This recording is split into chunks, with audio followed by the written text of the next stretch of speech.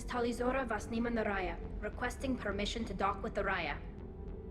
Our system has your ship flagged as Cerberus. Verify. After time adrift among open stars, along tides of light and through shoals of dust, I will return to where I began. Permission. I found myself working on a video on how much I love Tali's loyalty mission in Mass Effect 2, and while I still feel just as strongly about it, we'll get to it in a little bit, I found myself not only talking about how well Tali evolves and matures as a character over the course of the series, but how the Geth as a species became such a perfect analogy for accepting things you may not understand or agree with. I'm not really sure how I'm going to structure this essay, so I guess logically I should just go in chronological order and talk about Tali's growth and our understanding of the Geth throughout the 3 games. So before we go any farther, this will act as your spoiler warning, as I will be spoiling major plot points in all 3 games. So, if you don't want that, go watch one of my other videos. Go away. Come back later. Please. Please come back later. I'm gonna go get a Kit Kat out of the fridge, and if you're still here when I get back, I'll assume we're good to go.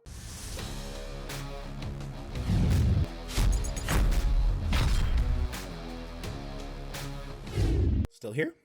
Alright, let's get it. Tali in our first century is what I can best describe as a baseline. The Quarians are in a lot of ways just as much a mystery to the galaxy as they are to us, and that means a lot of what we learn from Tali is actually about the Quarians, not her as an individual. This isn't a bad thing, far from it. The way as humans we may not fully understand a person without understanding the culture they came from, being from a different country or continent, we need an understanding of a character's background to understand them. I guess I should give you a little info on the Quarians, at least as much as we learn in Mass Effect 1. For series veterans, I will provide a small square of something up in the corner for you to look at and tune out with. I'll make it pretty or something, I don't know. So I guess I should start with their appearance, but that requires some backstory that thankfully ties into the plot. As you may or may not know, the main enemies you'll be fighting in the game are known as the Geth, who the Quarians actually created a few hundred years ago. They're an advanced AI race that, as most AI do, become far too intelligent and end up rebelling against their creators and forcing them off the planet. Surprise, surprise, AI are evil in a game about space. In the time since the Quarians have been confined to a massive fleet of ships known as the Flotilla, the Quarians became space nomads, which isn't nearly as cool as it sounds. One of the side effects of living on the Flotilla is that over generations of living in a sterile environment, the Quarians' immune systems, which actually weren't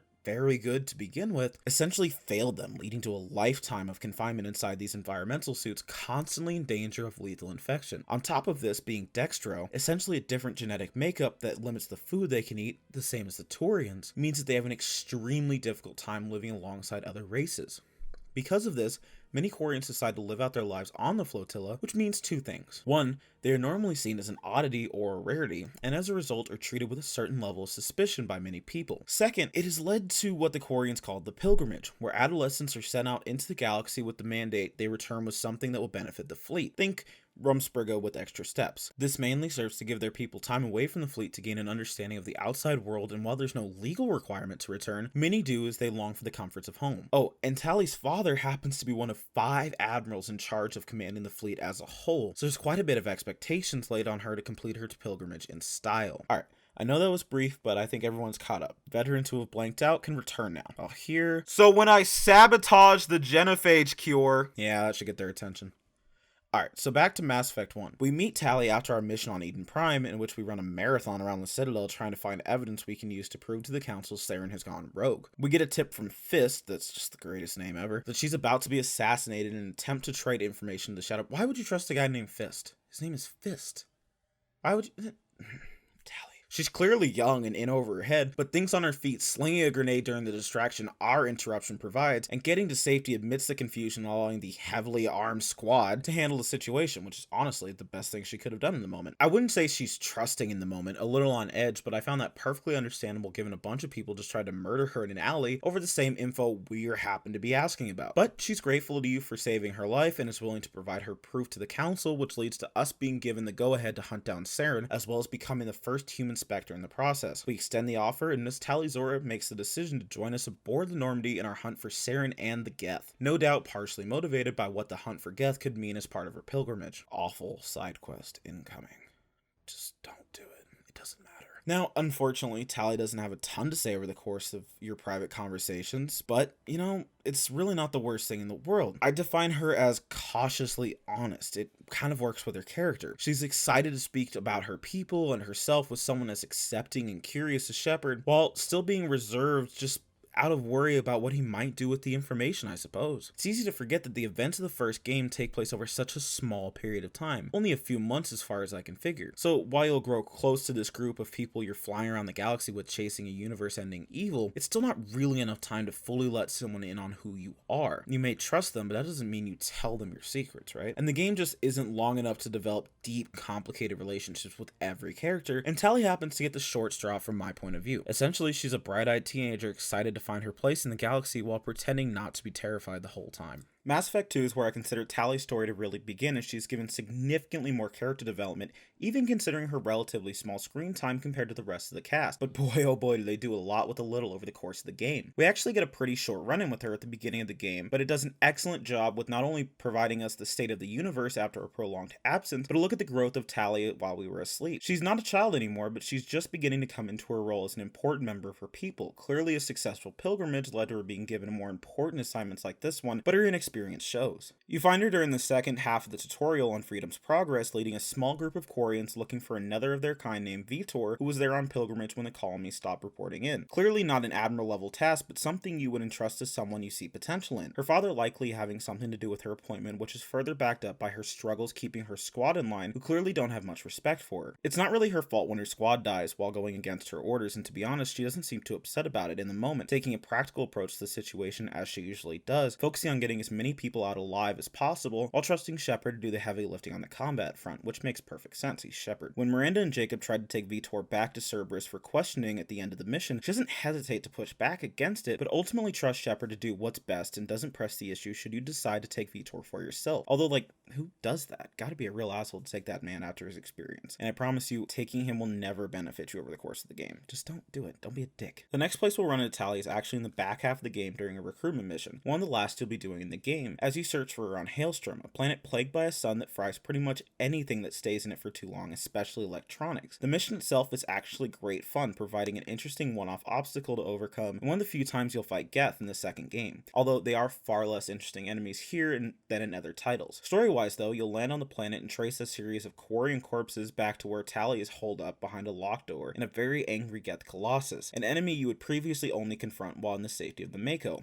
although it could still give you problems even if you weren't careful. This time, however, there's a definite difference to how this mission is perceived by the ones on it. There's a slew of dead Marines, and the only one you find alive is Cal Rieger, who is actively fighting to the death to defend Tali. And considering I'm not hearing any complaints from Cal, I'd say she's definitely grown into her leadership role by the time we've gotten here. At least she's earned Cal Rieger's respect. Another sign of her growth in my eyes is how she answers the questions about what happened here. She isn't exactly a grizzled veteran yet. However, she yet again demonstrates her sense of duty to her people, speaking on the fact that she felt the need to personally undertake this extremely dangerous mission rather than let someone else take her place, even though she would have much rather joined us earlier in our mission. She laments the loss of life during the mission, but stands firm in her belief that the Admiralty Board knows enough to make the call that the loss of life was worth it. At least, at first she does. Her knee-jerk reaction is one of duty and belief in her superiors, but when pressed for her own opinion on the subject by a trusted companion and Shepard, she's able to be a little more candid on the subject, expressing her anger and grief at the loss of so many lives, including those she considered a friend, stating outright that the cost was too damn high. This does seem to be somewhat of a turning point for her though, as she states that she'll be sending a report and joining you on the Normandy, and that if the Admiralty Board doesn't like it, then that's simply too bad. It almost feels to me as though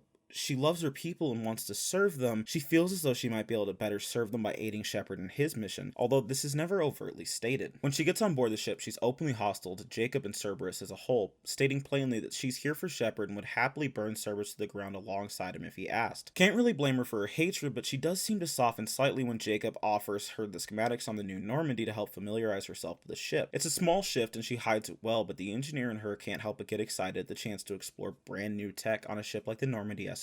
She also shows a moment of pause, returning to her distrust when Jacob tells her to introduce herself to Edie, the ship's new AI. What I can't figure out is if she's angry at the order coming from Jacob, or if she's concerned at the prospect of an AI. Considering her people's and her personal experience with the Geth, it would be something to give you pause.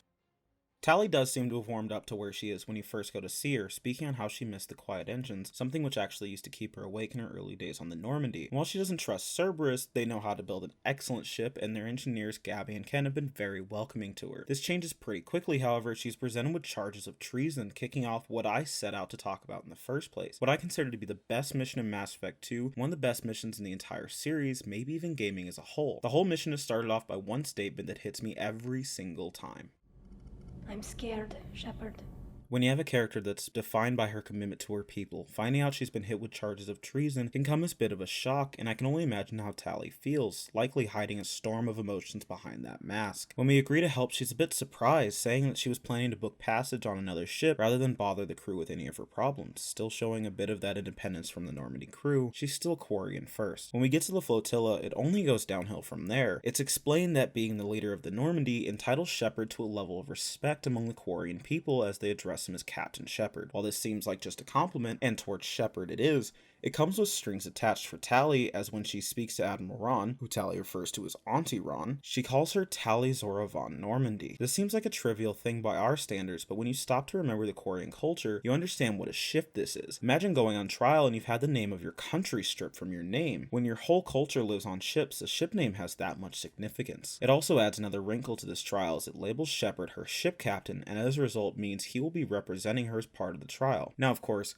we understand this is so our main character doesn't have to watch from the sidelines as major events unfold affecting one of our crewmates, but it makes perfect sense within the canon. Now, since Shepard wouldn't have any more idea what's going on than we would, it allows for a bit of natural hand-holding through the course of the trial, allowing a lot of questions to be asked that we might not be allowed to ask had this been presented to us in a different way. It also explains to us that the Quarians have a very simplistic legal system. Demonstrate the truth as best you can, and then the admirals will vote on your innocence or guilt. We're family. This is just the worst kind of family meeting. So there's very little to this mission I don't love, but this little bit has always bothered me. Right at the beginning of the trial, Admiral Chorus complains that a human should not be here for this trial, but he was the one that stripped Tali of her ship name and labeled her as part of the Normandy. It's just weird and pointless, and I don't care for it because it's never going to affect the mission. When Shepard is asked to officially acknowledge his role in the defense of Tali as her captain, you can take the opportunity to throw it at Chorus, stating you find it regrettable that her true captain is unable to speak for her. This causes a bit of a stir from the admirals and gives you a pretty good idea of where everyone stands. Give it a watch. If it helps Tali, I will. But in her heart, she remains Tali'Zorah Vas Nima, a proud member of the migrant fleet. I regret that her captain is forbidden to stand at her side today.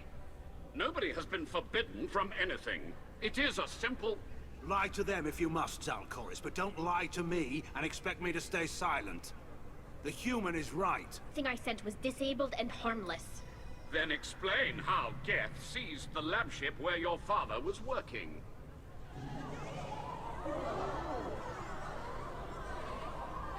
What are you talking about? What happened? As far as we can tell, Tali, the Geth have killed everyone on the Alarai. Your father included. This revelation might cause you to rush off, but that's where the genius of this mission really begins for me. You agree to retake the lab ship for obvious reasons, but you're given the opportunity to talk with everyone involved in the trial before you leave, which you should absolutely be doing. Your ability to defend Tali when you return from the Alarai at the end very much depends on the information you get from the admirals in this room right now. I'll try to keep it short, but the breakdown goes something like this. Admiral Zalcoris is against the war with the Geth, a stance with which I fully support, but he's using this trial to leverage the actions of Tali and her father to gain more political support against the war with the Geth. On the other hand, Admiral Garrel is in full support of a war with the Geth, and while he stands beside Tali, respecting her loyalty to her people, he sees the experiments her father was running as a chance to provide hope of victory to their people, propelling them to a war they don't want and can't win. Admiral Zen is pretty much just... I'll let Tali share her opinion. You're insane.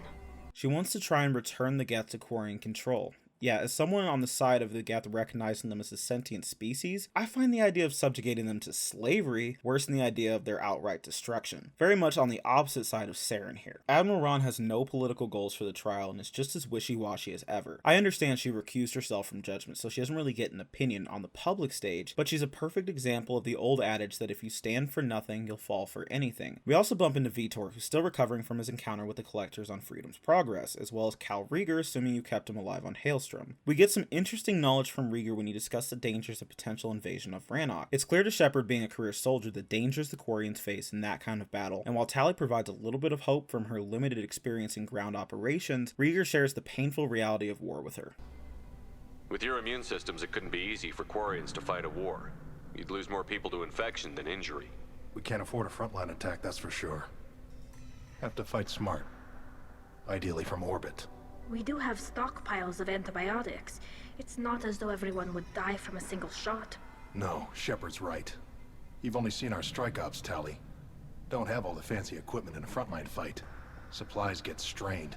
Things get ugly, fast. I'm not really interested in the mission to retake the Alarai from a gameplay perspective, but it does lead to an interesting series of events as you watch Tali piece together the breadcrumbs of her father's experiments with an ever-growing desperation as the reality of her father's death seeps in. You can't really blame someone as young as Tali for holding out hope for not only her father's health, but at a certain point just his innocence as the evidence starts to mount. One moment that always catches me off guard is when you're nearing the end when Tali is looking through evidence that her father might have been intentionally reactivating Geth in the pursuit of the homeworld. Should you choose to say that you think reclaiming the world might not be the best idea, Tali will tell you exactly how much it means to her and her people, something I often forget. Maybe it's time for your people to let go of reclaiming your world from the Geth. You have no idea what it's like. You have a planet to go back to. My home is one hull breach away from extinction. You've got a place here, Tali. Don't throw it away in a war you don't need. Don't need? Shepard, if I don't wear a helmet in my own home, I die. A single kiss could put me in the hospital. Every time you touch a flower with bare fingers, inhale its fragrance without air filters, you're doing something I can't.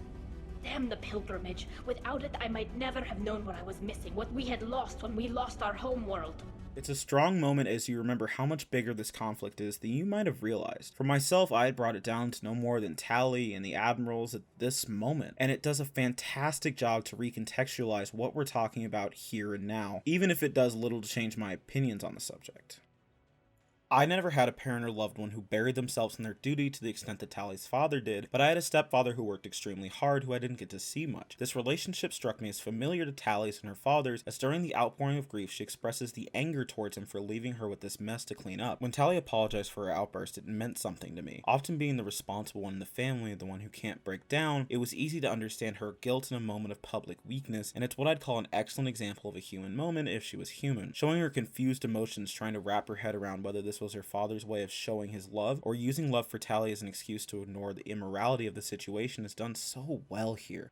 But it stands as a testament to Tali's character. She remembers where she is, deciding that why her father did what he did is irrelevant to the fact that he did it, and she has a duty to save those around her from it. After defeating the last wave of Geth, we find the damning evidence that we've been hoping to avoid this whole time. They were using the bits and pieces Tali sent back to intentionally assemble and activate Geth units in the hopes of studying them and finding weaknesses to exploit that they could be used to provide the edge the Quarians need to take the fight to the Geth in their homeworld of Rannoch. They were doing it essentially in secret, without the consent of the Admiralty Board. Ironically, part of the motivation behind the secrecy was to avoid any political blowback hitting Tali should something go wrong, which is a bit awkward considering we're on trial for treason as a result of something going wrong. Naturally though, Tali's first reaction is to take the responsibility onto herself, telling Shepard that under no circumstances can he share this information with the Admiralty as it would destroy her father's reputation. I love how much I hate this. It's so stupid when you think about it, as all we're really doing is holding him responsible for his own actions. Actions that Tali herself finds despicable, but because it's her father and because, in his own words, he did all this for her, she would rather take the responsibility than allow his name to be dragged through the mud for the rest of time. They already took her ship name. She already has a home to go back to in the Normandy, and she still has a chance to aid her people from the Normandy. But all that's left of her father is the memory of what he was before this. The road to hell is truly paved with good intentions. Spoiler alert, but while this seems like one of those situations where you do what's good for Tali, but make it up to her later,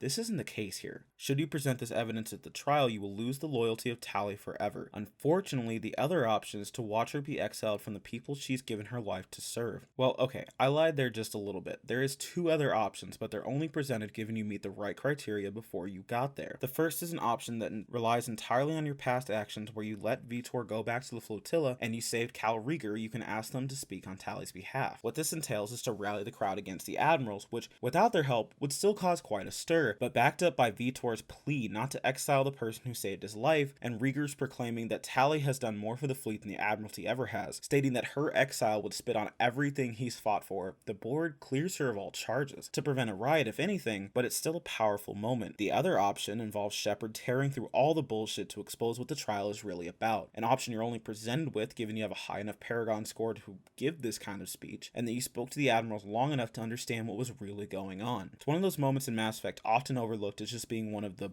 quote-unquote blue options without understanding what the implications of unlocking said option really are. Really interested in Tali, are you? This trial isn't about her. It's about the Geth. This hearing has nothing to do with the Geth. You want people to sympathize with them. And Garrow wants to go to war. None of you care about Tali. I also really appreciate this bit of companionship between Shepard and Tali. I think if you wanted to pick a moment to point to when Tali finally understood that the Normandy would be a home for her, this is it. Right when she acknowledges Shepard with the most respect a Quarian can give.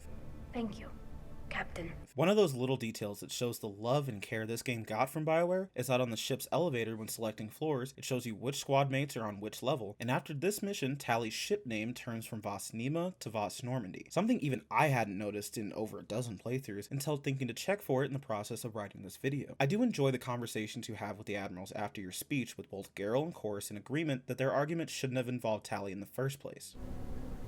You called us on the carpet out there, Shepard, and you were right. Thank you. Tali shouldn't have been involved in that argument. But personally, my favorite take is this one from our friendly Space Marine. Nice talking, Shepard.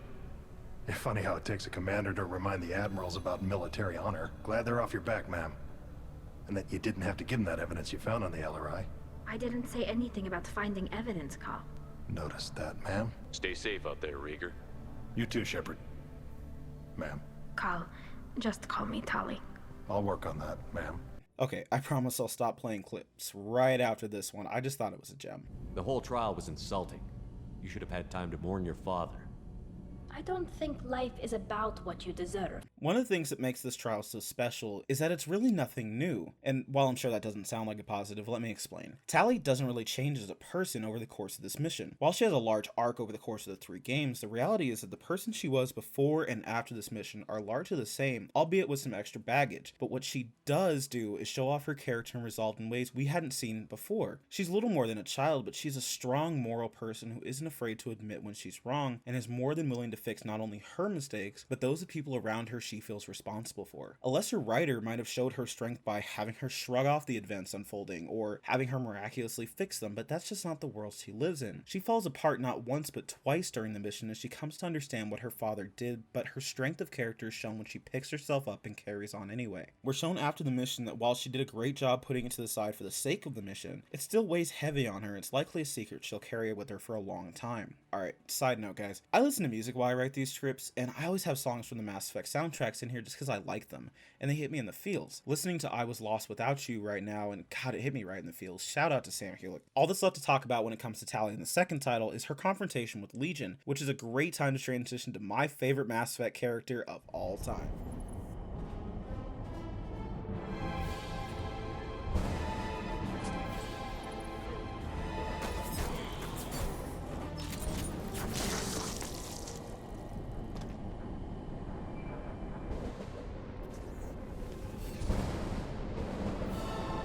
Shepard, Commander.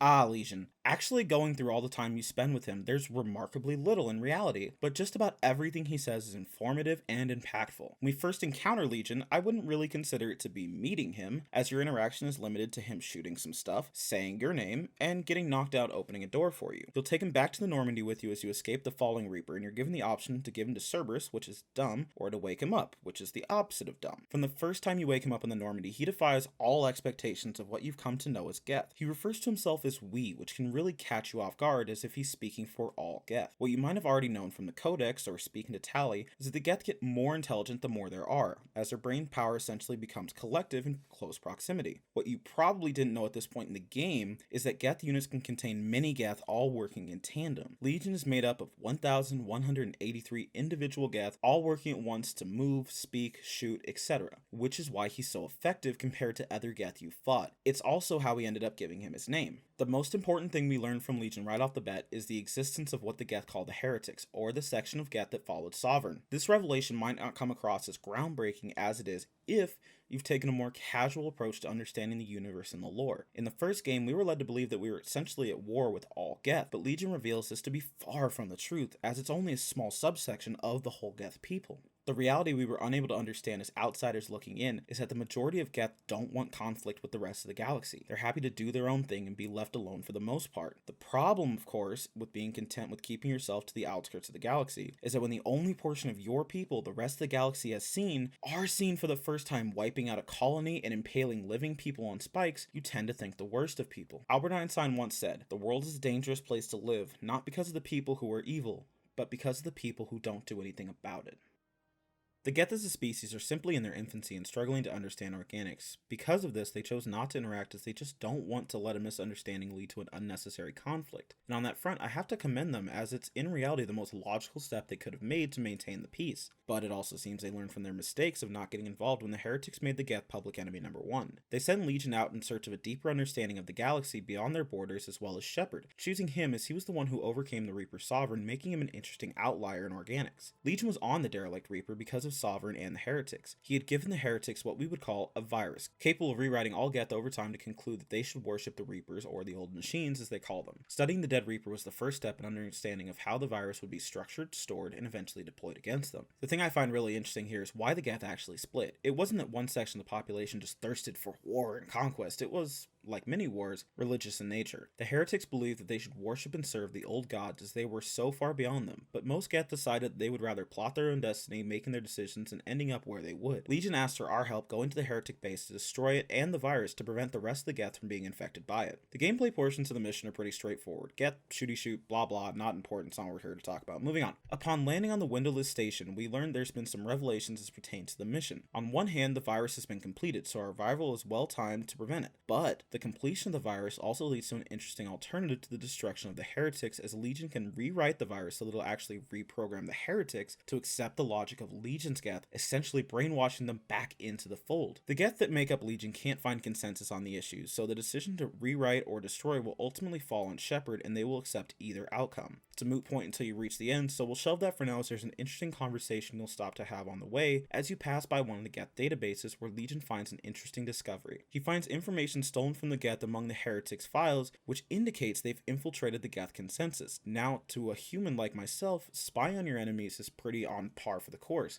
and Shepard responds as such. But you can see how much this scares Legion as he explains why it's such an issue. Imagine if you shared your mind with everyone on Earth around you at all times. There were no secrets, there's no mistrust among you, just differences of opinions. Then one day someone found a way to lie. He explains that when the Heretics decided to go their own way, there wasn't a war over it. The Geth respected their difference of opinion and allowed them to leave. There simply wasn't a conflict. Now that they've come to find out the people they wanted no conflict with had been spying on them, had been living among them. It's like all of a sudden not even your own thoughts are safe, and that's a shock I can fully understand would rock you to your very core. It also leads to what I consider to be a pretty touching moment for Legion, as he longs to understand. The Heretics desired to leave. We understood their reasons. We allowed it. There was peace between us. It couldn't have lasted forever. You disagreed about what path your race should take. Human history is a litany of blood shed over differing ideals of rulership and afterlife. Geth have no such history. We shared consensus on such things. How could we have become so different? Why can we no longer understand each other? What did we do wrong? When individuals are separated, they develop in different ways. When they get back together, they don't always get along. If this is the individuality you value, we question your judgment. As I mentioned before, Legion will respect either decision you make here, so I'm not going to get into it too much, but for the record, I destroy this station in most playthroughs as I deem it to be the most ethical course of action. The last interesting and I think very important moment is what happens when you get back from the heretic base, assuming you've already completed Tali's loyalty mission. Essentially, Legion becomes aware of the experiments Tali's father was conducting on the Geth back on the Alarai, and felt compelled to warn his people the possibility of conflict brewing. Tali isn't super pleased by this. Legion brings up Tali's loyalty to her people and her willingness to be exiled to protect them, and states that he's simply showing the same loyalty to his own people. Shepard, being the paragon he is, does a fantastic job to navigate the middle ground by pointing out that they're both right. This moment for me is the moment that it really clicks. The Geth really and truly are a people not that different from their creators. Imagine that. But this one little moment of cooperation stands for so much. To see Tali, who we originally met because she'd ripped the memory core out of a Geth, now standing here sharing information with one, is a sign that peace is possible. It's such a big moment in not only Tali's personal growth, but in this quest for Geth acceptance that Legion has been on. Considering that outside the DLC, this is one of the last moments we'll get in Mass Effect 2, I think it sends a strong message that peace is possible, not something reflected as we get into Mass Effect 3, unfortunately.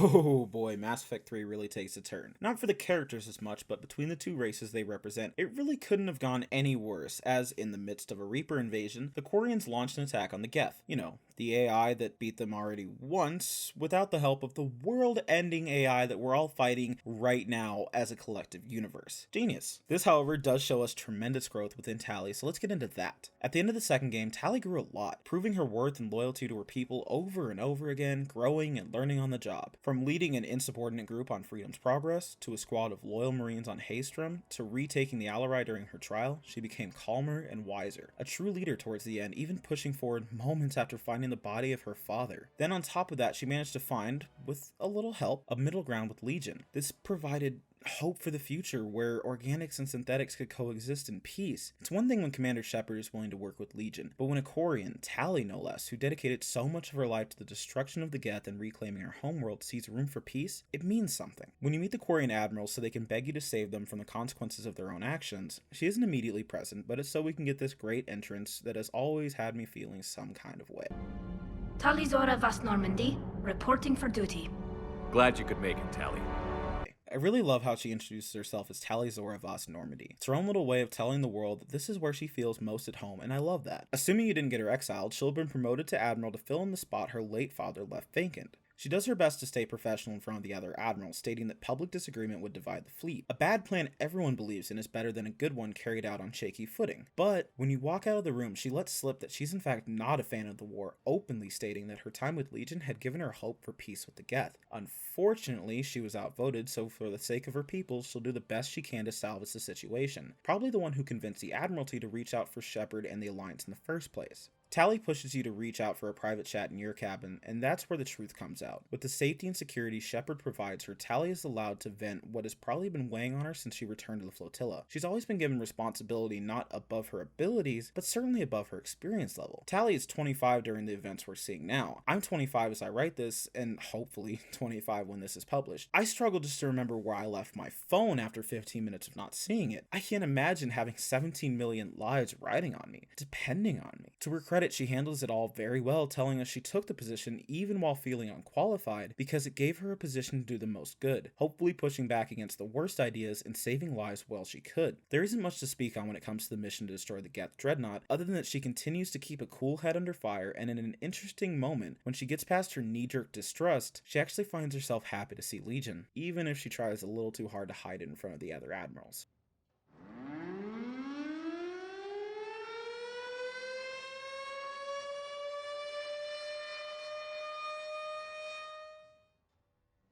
Here's where I need to have a bit of a rant for the sake of transparency. And just so you know, I'm about to swear a lot and yell a lot more, so be ready for that. I hate the Quarians, or at least most of the Admiralty Board, because of this stupid series of fucking stupid decisions they made leading them to this shitty position they find themselves in, and it feels like all they can do is cast blame and dig the hole deeper. You create a sentient race of AI which was fucking illegal and fucking stupid in the first place, then when you realize they showed signs of intelligent life, you decided to kill them, which went so well, you promptly lost the fucking war to people born fucking yesterday. You didn't even lose so bad that all you had to do was sign a treaty and give up some land. man, you had to flee the fucking solar system. So you live the next few hundred years floating around in that used car lot you call a fleet, refusing to even attempt establishing a colony on a new world because of your compromised immune systems that you got from floating around in space too long, which will make adapting to a new world too difficult. Oh, and now that fucked up immune system makes you all but useless in frontline combat. So what do you do when a life-ending threat that you'll need to work with all the other sentient life in the galaxy to stop shows up at your doorstep? Oh yeah, you start a fucking war with the only synthetics in the galaxy not actively trying to kill you. Now you're looking dumb as shit because he landed a few good shots, then Mick let Rocky go back to Southpaw, and all of a sudden you're getting your fucking shit pushed in because it turns out, to the surprise of fucking nobody, the only Mick in the corner of the Geth was the goddamn Reapers, who happened to be rather fucking adept at turning the Geth into a pretty fucking scary fighting force. So what do? You call Shepard, of course, who's willing to take his squad with Talia at his side to brave the Dreadnought and hopefully buy you enough time to escape with your stupid fucking lies. Oh, and when we run into the only Geth out there who shows you a moment of kindness by turning off said Dreadnought and disabling the Reaper signal, you reward our heroic efforts by refusing to withdraw and doing your damnedest to get us killed by blowing up the ship while we're still on it. I have literally never seen what happens if you choose to ignore this renegade prompt, and frankly I'd like to hit it several more times on each one of the assholes in this room who just agreed my life wasn't worth anything to them. To top that all off, the Geth who saved your lives walks in, you flip your shit. Not only speaking of mistrust, when he saved my life more times than you've put it in danger. Admiral fucking Crazy Lady wants to dissect my friend, saying that he's nothing more than a machine. And what does Legion do in the face of this fucking stupid vitriol towards him? He warns you that you're in danger, as the Geth are soon going to return to full strength. On top of that, he provides you with the location of a hub the Geth fly fighter squadrons out of that are tasked with destroying Quarian live ships that are ripping you to pieces. None of which he owed them, and nothing I would have given them in his position. If there wasn't a path to peace in the end,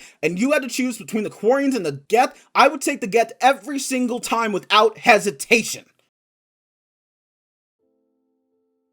Alright, I'm now returning to a normal volume level as we come to the end of our story. As we reach the end of the Geth conflict, we reach the end of our characters' arcs for both Tali and Legion. If you've done things right, you can allow the two of them to be the symbolic relationship forming between the Geth and the Quarians, even if Tali is a bit ahead of the curve. The mission to recover Admiral Course is more about the overall conflict, but we get a couple of powerful moments from Tali. One, the awe as she sets foot on the planet her species called home over 2 centuries before this, and another is much harder to bear. While on our way to take down the jamming towers, we find a badly wounded Quarian by the name of Dorn Hotst, a maintenance worker who was wounded providing covering fire to give other civilians time to escape. He laments on how the civilian fleet wanted no part in this war, a strong reminder of the true cost of war, as people who didn't want to fight will die. This is one of those moments that clearly weighs heavy on Tali, promising to tell his son that his father saw the homeworld and honoring him in death by titling him as Dorn Hotst Vosranok, a name any Quarian would have been proud of. Legion's mission to destroy the Geth server gives us an entirely new perspective on the conflict, as we see the days leading up to what they called the Morning War, where the Quarians were exiled from their home through the eyes of the Geth as we view memories stored on the server. We get to see a history long forgotten or hidden by the Quarians, as it wasn't the instant violent uprising we knew it as. The Geth slowly began to gain sentience, and by the time the creators realized it, there was no going back, so they swiftly moved to destroy the Geth, but this wasn't as simple as we knew. We view memories of Quarians risking their lives to protect the Geth from the military as the government institutes martial law, some even dying rather than letting the Geth they're partnered with surrender themselves. Legion explains that they have always kept the record of the creators who sacrificed themselves attempting to further the goal of Geth freedom, and even if they have been forgotten by the rest of the galaxy, they would not be forgotten by the Geth. The final nail in the coffin for me is the revelation in the end that when the creators chose to flee Rannoch, the Geth chose not to pursue. They let them go on as not to destroy their creators, content to be left in peace and isolation. The last recording we see is the first meeting between Shepard and Legion. They mark it as significant as he was the first organic to openly cooperate with the Geth since the end of the Morning War, and Legion says that the Geth hope he isn't the last. He speaks of a hope where with the Reapers removed, the Geth could again live in peace and maybe even coexist with the Quarians.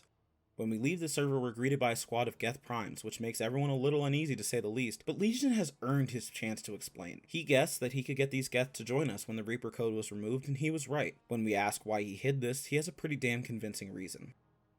We did not doubt you. We doubted your allies. The Creator's actions have placed their species in danger, but they are unsympathetic to what it has done to ours. The Quarians sanctioned this operation to save their people.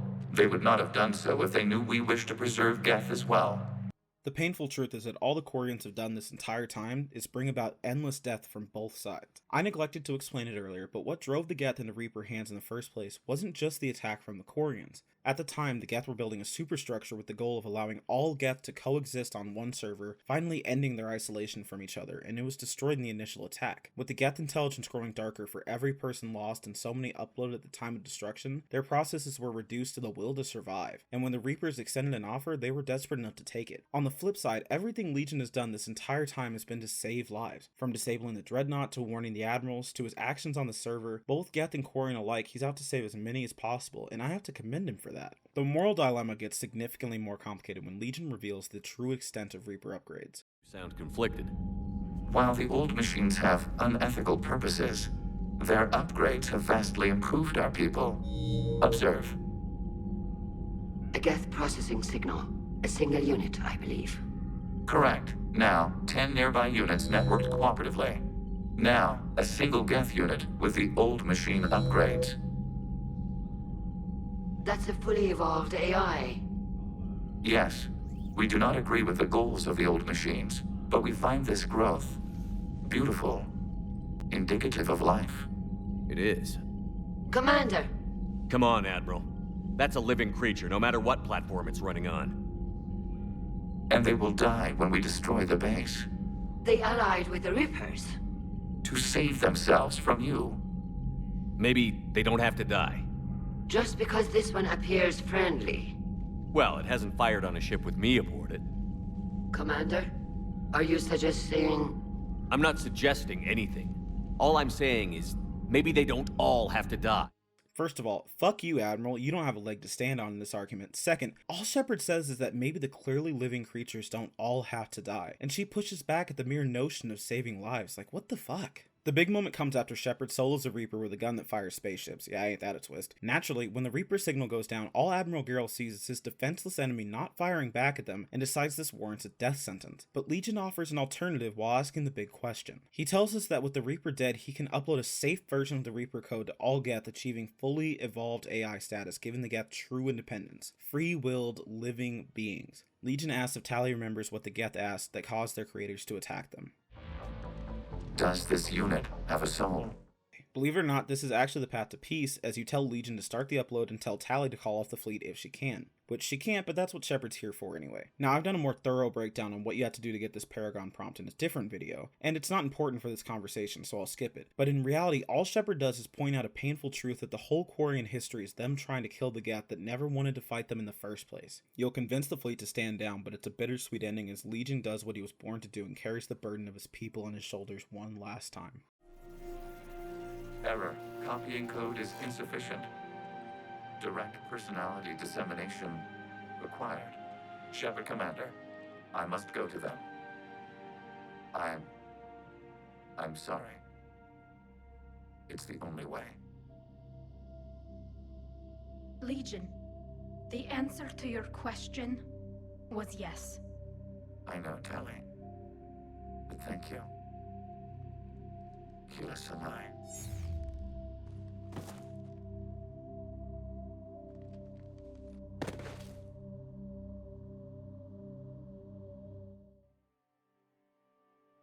This is the end of the arc for both of our characters, as Legion for the first and last time refers to himself as I instead of we, signifying his becoming a person in the moment before his death, and Tali answering the question that had started a war, accepting the Geth as a people. Two people who lived their lives serving their people on opposite sides of war, neither one of them wanted, finding peace and acceptance in the end is a beautiful thing regardless of the medium in which it's presented. I'd always enjoyed gaming growing up as a fun release from the stresses of the world, but the universe in Mass Effect was something different for me entirely. This moment right here gave me a new kind of hope I had never expected. Sure, if you break it down, these are just pixels on a screen, but what they represent is something so much greater than that. They speak to man's better nature. This is a story that reminds you that when you break it all down, we're not so different from each other, regardless of all the things that separate us, from race to nationality to religion to of all things as trivial as what we look like. There have been countless stories over our millions of years on Earth of people getting together that on the surface have so little in common, and I'm no exception. None of my friends are really like me, and if you lined up all the people in my life who I hold dear, you'd have a hell of a time figuring out where we all met. If you think I'm above quoting Pokemon right now, you're crazy, because Meowth hit that shit right on the head when he said, we do have a lot in common. The same air, the same earth, the same sky. Maybe if we started looking at what's the same instead of always looking at what's different, well, who knows? Bet you didn't expect an essay about Mass Effect to turn into Love Thy Neighbor, but here we are. Because that's what these characters mean to me. It's what the Normandy means to me. If Tali and Legion can find a way to coexist in this world, I think we can too.